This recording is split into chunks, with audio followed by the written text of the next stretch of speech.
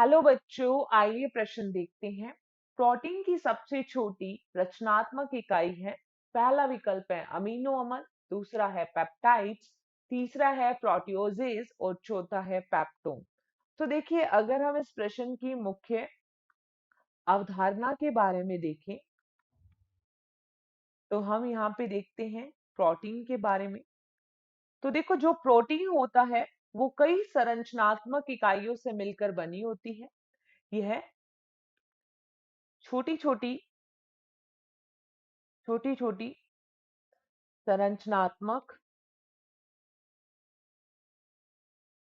इकाइयों से मिलकर बनी एक जटिल संरचना है। एक जटिल संरचना है।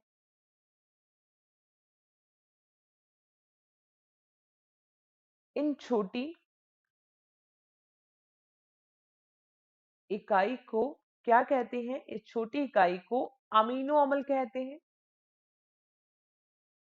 जो कि संरचनात्मक इकाई होती है।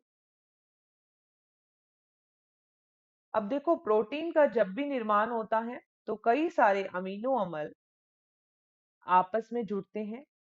जैसे कि ये कोई अमीनो अम्ल एक है और ये अमीनो अम्ल दूसरे अमीनो अम्ल से जुड़ा है।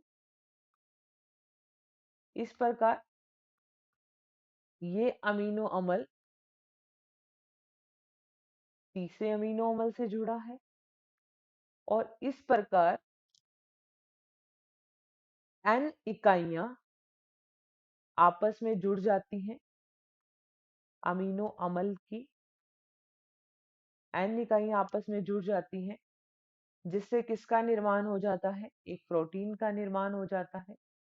और ये अमीनो अम्ल जिस बंध से जुड़ते हैं इसको कहा जाता है पेप्टाइड बंध।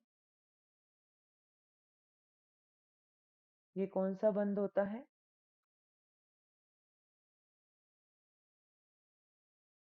पेप्टाइड बंध है ये, जो अमीनो अम्लों के मध्य पाया जाता है और अमीनो अम्ल को आपस में जोड़ता है। तो देखिए, पहले विकल्प में दिया है अमीनो अम्ल, जो कि हमारा सही उत्तर होगा। और एक बात और देखिए कि जब प्रोटीन का विघटन होता है तो प्रोटियोजिस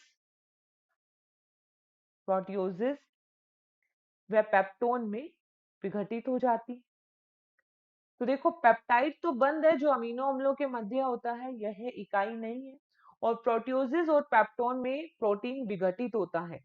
प्रोटीन की जो संरचनात्मक इकाई है वो अमीनो अम्ल है। तो इस प्रश्न का सही विकल्प जाएगा केवल पहला या ए। आशा करते हैं आपको इस प्रश्न का उत्तर समझ में आया होगा। धन्यवाद।